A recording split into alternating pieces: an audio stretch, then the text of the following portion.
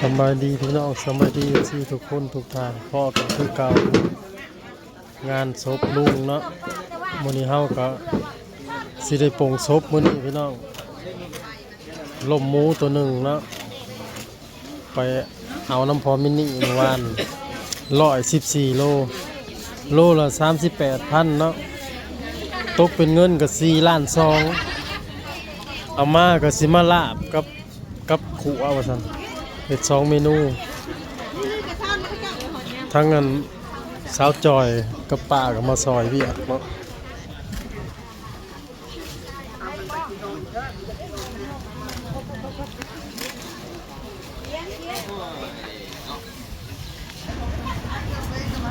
2 เมนูบ่ลาบกับขัวแม่นบ่ว่าเฮ็ดได้เดียวเลย ได้เดียวลาบกระดูกเลยอบ โอ้ยเด็กขาดเอาเลย นั่นแล้วฮะ เพื่อจะกินเนาะ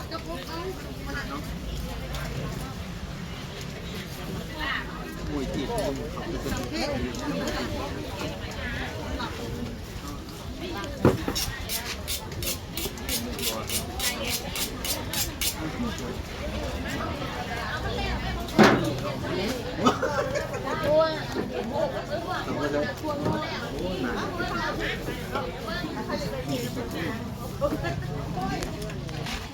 สาวน้ำมงมาซอยเวียกคืองามแท้มื้อนี้น่ะฮะสิเป็นหยังสาวจอยมาซอยเวียกว่าจะเป็นเวียกบุญแต่งตัวแต่ไหวแต่เมื่อคืนนี่ผมบ่แต่งตัวแต่เมื่อคืนนี่ผม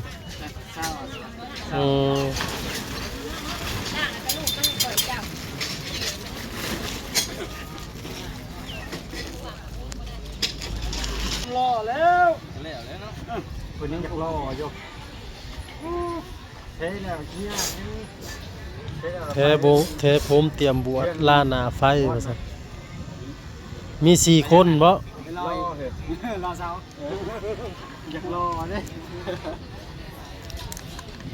โอ้แท็กมันบนมาป่ะเด็กบ่มาแล้วมาอยู่ไทยพุ่นเด้อคนนี้แล้วมีบ่ผมสิมาบวชเลขบวชอยู่คันเมาเลขบ่บวชก็บ่แล้วแหล้วโอ้ยบวชเหรอมันจะปะมันเขาบอกว่าอันนี้มันปะไปบักใดร้านอีเดินตัวใดร้านอีเดือน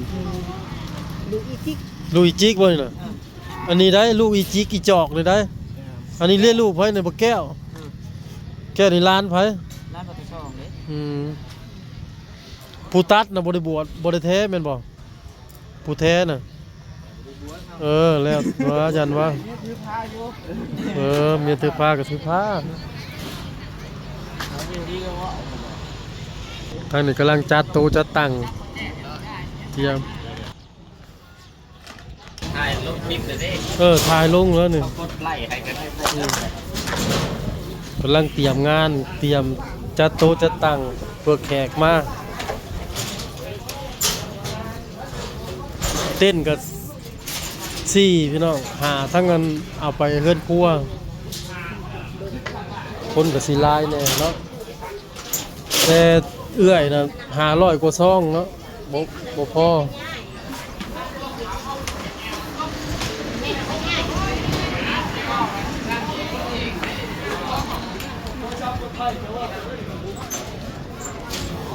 ทั้งหน้าบ้านนะครับ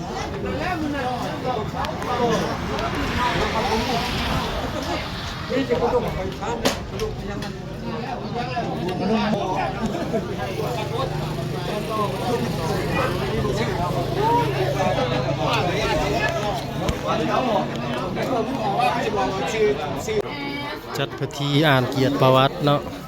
เราก็ได้เป็นนั้นสมาชิกแล้วก็เป็นตัวกสบ้าน หือ จะว่าอะไรแล้ว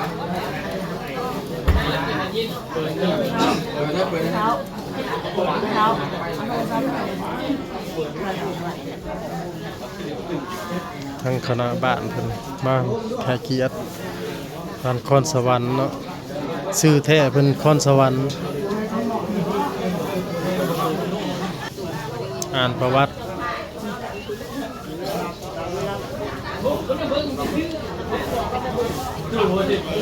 ยับครับ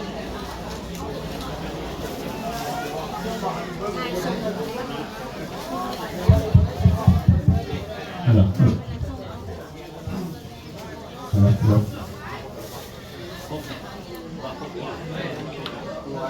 ฮัลโหลฮัลโหลเสื้อเลือดญาติพี่น้องเลยเราจะตั้งคำว่าโปรนเพียรนี้เขามาหัวมาพิธีพวงมาลาผมไปเลยบอก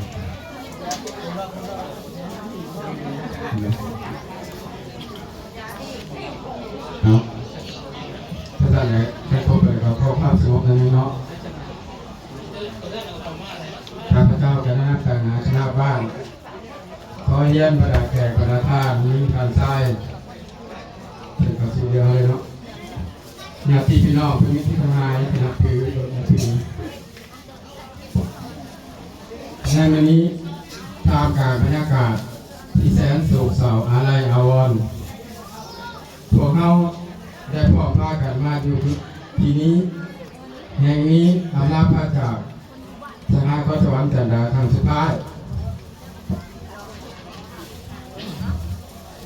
สถานก็สวรรค์จันดา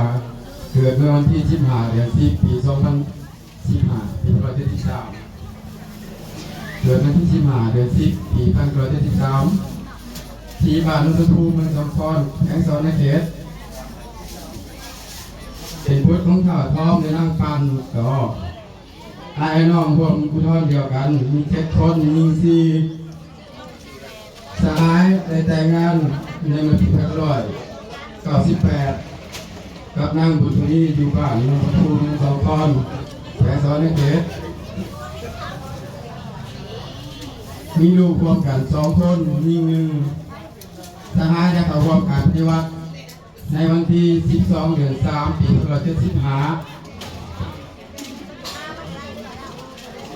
ปี2595ขอโทษเพราะว่าการเคลื่อนไหวในระยะผ่านมาแต่ปี2500เป็นคณะกองห้อยกลุ่มกองห้อยปกติกลุ่มปี2021นะปี2006หายจงไปพบทุกทีเกิดในเวลาโศกเศร้าเสียดายและอะไรอาวรณ์นี้ขอเชิญชวนบรรดาเผ่าเพื่อนมิตรสหายและครอบครัวจงพร้อมกันลุกขึ้นก้มหน้าไว้อะไรเป็นครั้งสุดท้าย3 นาที3 วินาที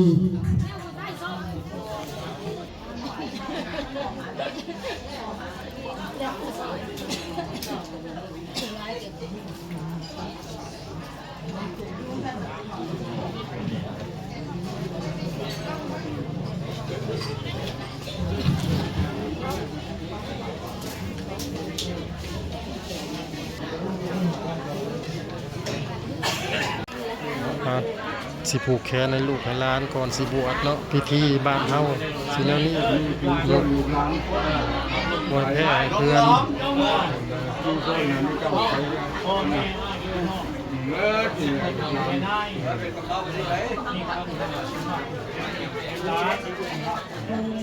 พอทำนี้ไม่ง่ายคือสวรรค์เป็นสุขีของเราลูกหลานยิ่งทางใต้เห็นครับ จับแขนบ่ายชูว่าให้แท้คนเงินครับเราจะห้องเขาเย็นมีความสุขความดีความเจริญแรงที่เก่า